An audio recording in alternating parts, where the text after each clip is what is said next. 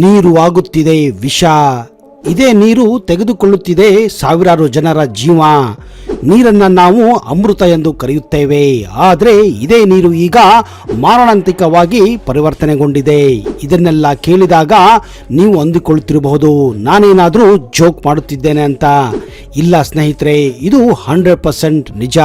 ಹೆಚ್ಚಾಗಿ ನಾವು ಬಿಸಿಲಿನಲ್ಲಿ, ಮನೆಯಿಂದ ಹೊರಗಡೆ, ಹೊಲದಲ್ಲಿ, ರಸ್ತೆಗಳಲ್ಲಿ ಕೆಲಸ ಮಾಡುತ್ತಿದ್ದಾಗ ಅಥವಾ ನಮ್ಮ ಮೂತ್ರ ಹಳದಿ ಬಣ್ಣಕ್ಕೆ ತಿರುಗಿದಾಗ ಮಾತ್ರ ನೀರನ್ನ ಹೆಚ್ಚಿಗೆ ಕುಡಿಯುವ ಅಭ್ಯಾಸವನ್ನ ನೀವು ಮಾಡಿಕೊಂಡಿದ್ದೇವೆ. ಈ ಅಭ್ಯಾಸ ತಕ್ಕ ಮಟ್ಟಿಗೆ ಸರಿ ಕೂಡ. ಆದ್ರೆ ನೀರು ಯಾವತ್ತಾದರೂ ಜೀವನವನ್ನ ತೆಗೆದುಕೊಳ್ಳುತ್ತಾ? ಇಲ್ಲ, ಬದಲಾಗಿ ಅದು ಜೀವನವನ್ನ ನೀಡುತ್ತದೆ ಅನ್ನೋದು ನಿಮ್ಮೆಲ್ಲರ ಪರಿಕಲ್ಪನೆ. ನಿಮ್ಮ ಮಾತಂತೂ ನಿಜ. ನೀರಿನ ಬಗ್ಗೆ ನಿಮಗಿರುವ ಕಲ್ಪನೆ ಅದು ಸರಿಯೇ. ಆದರೆ ನೀರನ್ನ ತಪ್ಪಾಗಿ ಬಳಸಿದರೆ ಅದು ವಿಷಕ್ಕಿಂತ ಘಾತಕವಾಗಿರುತ್ತದೆ. ಹೌದು, ಇತ್ತೀಚೆಗೆ ನೀರಿನ ಬಳಕೆ ಬಗ್ಗೆ ಹೆಚ್ಚಾಗಿದ್ದರಿಂದ ಹಲವಾರು ದೇಶಗಳಲ್ಲಿ ಸಾವಿರಾರು ಜನರು ಕೂಡ ಸಾಯುತ್ತಿದ್ದಾರೆ. ಇದು ಪ್ರತಿಯೊಬ್ಬರಿಗೂ ಒಂದು ಎಚ್ಚರಿಕೆಯ ಗಂಟೆಯಾಗಿದೆ. ನಿಮಗೆಲ್ಲ ಗೊತ್ತಿರುವ ಹಾಗೆ ತುಂಬಾ ಜನ ಇತ್ತೀಚೆಗೆ ನೀರಿನ ಬಗ್ಗೆ ತಮ್ಮದೇ ಆದಂತಹ ಜ್ಞಾನವನ್ನ ಎಲ್ಲರಿಗೂ ಕೊಡುತ್ತಿದ್ದಾರೆ. ದೊಡ್ಡ ಸಿನಿಮಾ ತಾರೆಯರಿಂದ ಹಿಡಿದು ಕ್ರಿಕೆಟ್ ಪಟುಗಳು ಕೂಡ ನೀರು ಜಾಸ್ತಿ ಕುಡಿಯುವ ಬಗ್ಗೆ ತಮ್ಮ ಜ್ಞಾನವನ್ನ ಸಾಮಾನ್ಯ ಜನರಿಗೆ ಹಂಚುತ್ತಿದ್ದಾರೆ. ನೀವು ದಪ್ಪಾಗಿದ್ದರೆ ಹೆಚ್ಚು ನೀರು ಕುಡಿಯಿರಿ. ನಿಮಗೆ ಹೊಟ್ಟೆ ಜಾಸ್ತಿ ಆಗಿದ್ದರೆ ನೀರು ಹೆಚ್ಚಾಗಿ ಕುಡಿಯಿರಿ.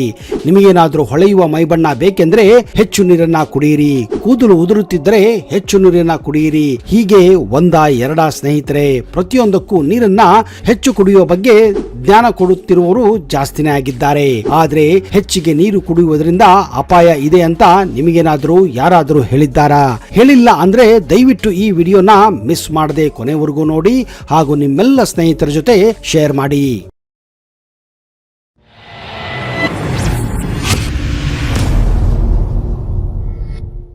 ನಮ್ಮ ಆಯುರ್ವೇದದಲ್ಲಿ ಒಂದು ಮಾತಿದೆ, ಹಸಿದಾಗ ಮಾತ್ರ ಊಟ ಮಾಡು, ನೀರಡಿಕೆ ಆದಾಗ ಮಾತ್ರ ನೀರು ಕುಡಿಯಂತ.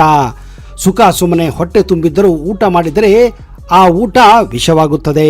ನೀರಿಡಿಕೆ ಆಗದಿದ್ದರೂ ಪದೇ ನೀರು ಕುಡಿದರೆ ಅದು ಕೂಡ ವಿಷವಾಗುತ್ತದೆ. ಆದರೆ ಇವತ್ತು ನಾವು ನಮ್ಮ ಆಯುರ್ವೇದವನ್ನೇ ಮರೆತು ಬಿಟ್ಟಿದ್ದೇವೆ. ಅದೇ ಅಂತಾರಲ್ಲ, ಹಿತ್ತಲ ಮನೆ ಮದ್ದಲ್ಲ ಅಂತ. ಯಾಕಂದ್ರೆ ಆಯುರ್ವೇದ ಭಾರತದಲ್ಲಿ ಹುಟ್ಟಿದ್ದು. ಭಾರತೀಯರಿಗೆ ಇತ್ತೀಚೆಗೆ ಅದರ ಬೆಲೆಯೇ ಗೊತ್ತಿಲ್ಲ. ಆಯುರ್ವೇದದ ಫಾರ್ಮುಲಾಗಳನ್ನೇ ಬಳಸಿ ಪಾಶ್ಚಾತ್ಯ ಜನರು ಹೊಸ ರೀತಿಯಲ್ಲಿ ಅದನ್ನ ವಾಪಸ್ಸು ನಮಗೆ ಕಲಿಸುತ್ತಿದ್ದಾರೆ. ನಿಜ ಹೇಳಬೇಕೆಂದ್ರೆ ನೀರು ಅಮೃತದ ಹಾಗೆ ಕೆಲಸ ಮಾಡುತ್ತದೆ. ಆದರೆ ಈ ನೀರನ್ನ ಸರಿಯಾದ ಸಮಯದಲ್ಲಿ, ಸರಿಯಾದ ಪ್ರಮಾಣದಲ್ಲಿ ಬಳಸಿದರೆ ಮಾತ್ರ ಅದು ಅಮೃತವಾಗಲು ಸಾಧ್ಯ. ಇಲ್ಲವಾದರೆ ಅಮೃತದಂತೆ ಇರುವ ನೀರು ಕೂಡ ದುರ್ಬಳಕೆಯಿಂದ ವಿಷವಾಗುತ್ತಿದೆ. ನಿಜ ಹೇಳಬೇಕೆಂದ್ರೆ ಮಾನವನ ದೇಹ 70% ನೀರಿನಿಂದಲೇ ಮಾಡಲ್ಪಟ್ಟಿದೆ. ಹೀಗಾಗಿ ಮಾನವನ ದೇಹದಿಂದ ಹಲವಾರು ರೀತಿ ಈ ನೀರು ಹೊರಗೆ ಕೂಡ ಹೋಗುತ್ತದೆ. ಅದು ನಮ್ಮ ಬೆವರಿನಿಂದ ಆಗಬಹುದು ಅಥವಾ ನಾವು ಮಾಡುವ ಮಲಮೂತ್ರದಿಂದ ಆಗಬಹುದು. ಯಾವಾಗ ನೀರಿನ ಅಂಶ ನಮ್ಮ ದೇಹದಲ್ಲಿ ಕಡಿಮೆ ಆಗುತ್ತದೆಯೋ ಆಗ ನಾವು ನೀರನ್ನ ಕುಡಿಯಲೇಬೇಕು. ಕುಡಿಯಲಿಲ್ಲ ಅಂದ್ರೆ ನಮ್ಮ ದೇಹಕ್ಕೆ ಅಪಾಯ ಕಟ್ಟಿಟ್ಟ ಬುತ್ತಿ. ಒಂದು ವೇಳೆ ನೀರಿನ ಅಂಶ ನಮ್ಮ ದೇಹದಲ್ಲಿ ಕಡಿಮೆ ಆದರೆ ಭಯಾನಕ ಅಪಾಯ ನಮ್ಮ ದೇಹಕ್ಕೆ ಆಗುತ್ತದೆ. ಹೀಗೆ ನಾವು ಸರಿಯಾದ ಸಮಯದಲ್ಲಿ, ಸರಿಯಾದ ಪ್ರಮಾಣದಲ್ಲಿ ನೀರನ್ನ ಕುಡಿದಾಗ ಮಾತ್ರ ಮೂತ್ರದ ಮೂಲಕ ಮತ್ತು ಬೆವರಿನ ಮೂಲಕ ಕೆಟ್ಟ ನೀರು ಹೊರಗಡೆ ಹೋಗಲೇಬೇಕು.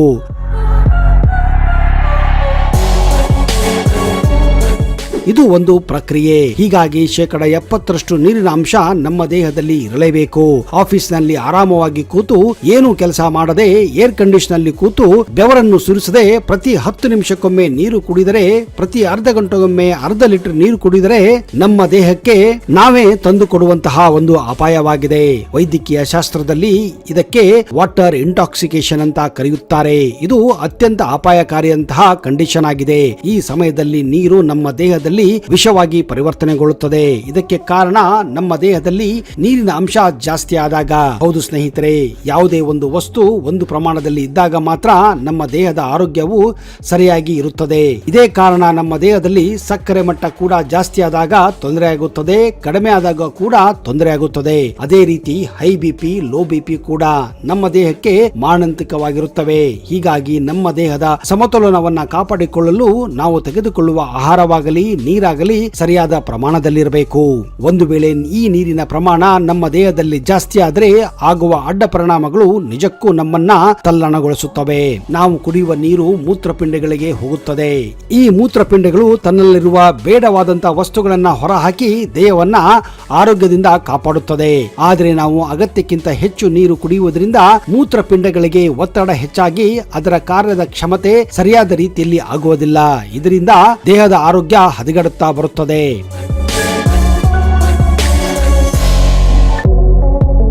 ನಿಯಮಿತಕ್ಕಿಂತ ಹೆಚ್ಚು ನೀರು ಸೇವನೆಯಿಂದ ಮೆದುಳಿನ ಸಮಸ್ಯೆ ಉಂಟಾಗಬಹುದು. ಮೆದುಳಿನ ಜೀವಕೋಶಗಳ ಒಳಗೆ ನೀರು ಹೆಚ್ಚಿನ ರೀತಿಯಲ್ಲಿ ಸರಬರಾಜಾದರೆ ಮೆದುಳಿನ ಜೀವಕೋಶದಲ್ಲಿ ಊತ ಉಂಟಾಗುತ್ತದೆ.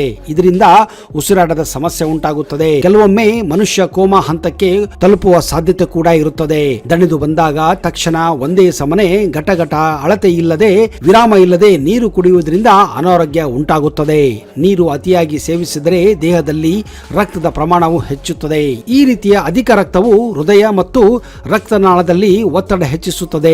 ರಕ್ತ ಪರಿಚಲನೆ ವ್ಯವಸ್ಥೆಯ ಮೇಲೂ ಇದರ ಪರಿಣಾಮ ಬೀರುತ್ತದೆ. ಅತಿಯಾದ ನೀರು ಸೇವನೆಯಿಂದ ರಕ್ತದಲ್ಲಿ ಸೋಡಿಯಂ ಕೊರತೆ ಉಂಟಾಗಿ ಜೀವಕೋಶಗಳ ಊತಕ್ಕೆ ಕಾರಣವಾಗುತ್ತದೆ. ಇದಕ್ಕೆ ಹೈಪೋನೆಟ್ರಿಮಿಯಾ ಎಂದು ಕರೆಯುತ್ತಾರೆ. ಇಂತಹ ರೋಗ ಉಂಟಾದವರಿಗೆ ವಾಕರಿಕೆ, ತಲೆ ಸುತ್ತು ಬೀಳುವುದು, ಮೂತ್ರ ವಿಸರ್ಜನೆ ಹೆಚ್ಚಾಗುವಂತಹ ಸಮಸ್ಯೆಗಳು ಉಂಟಾಗುತ್ತವೆ. ಮೂತ್ರ ವಿಸರ್ಜನೆ ಅತಿಯಾದರೆ ಒಳ್ಳೆಯದೇ ಅಲ್ಲವೇ ಎಂದು ನೀವು ಕೇಳಬಹುದು. ಮೂತ್ರ ವಿಸರ್ಜನೆ ಹೆಚ್ಚಾದ್ರೆ ದೇಹದ ಕಲ್ಮಶ ಹೊರಹೋಗಿ ಆರೋಗ್ಯವಾಗಿರಬಹುದು ನಿಜ.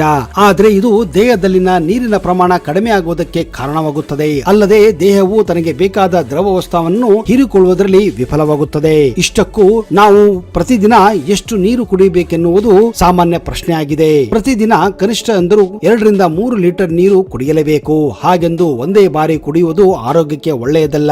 ಬೆಳಗ್ಗೆದ್ದು ಕೂಡಲೇ 2 ಲೋಟ, ಮಧ್ಯಾಹ್ನ 2 ಲೋಟ, ರಾತ್ರಿ ಮಲಗುವ ಮುನ್ನ 2 ಲೋಟ ನೀರು ಕುಡಿಯುವುದು ಆರೋಗ್ಯಕ್ಕೆ ಒಳ್ಳೆಯದು.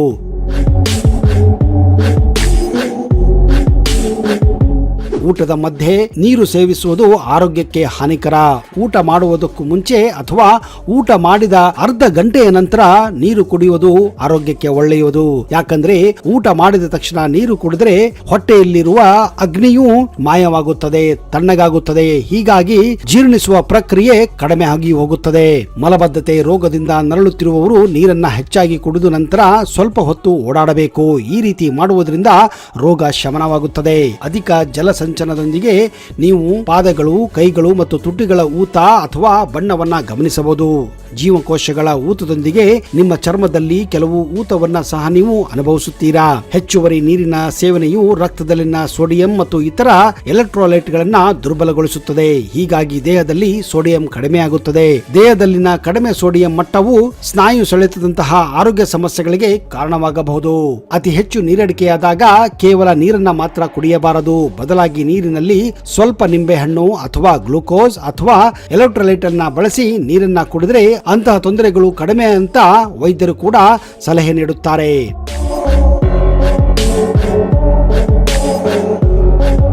ಸ್ನೇಹಿತರೆ, ಈ ಎಲ್ಲ ಮಾಹಿತಿ ನಿಮಗೆ ಹೇಗನಿಸಿತು? ನಿಜಕ್ಕೂ ನಿಮಗೆ ಈ ಮಾಹಿತಿ ಇಷ್ಟವಾಗಿದ್ದರೆ, ಸಹಾಯವಾಗಿದ್ದರೆ ಈಗಲೇ ಈ ವಿಡಿಯೋನ ಲೈಕ್ ಮಾಡಿ ಹಾಗೂ ಎಲ್ಲರ ಜೊತೆ ಶೇರ್ ಮಾಡಿ.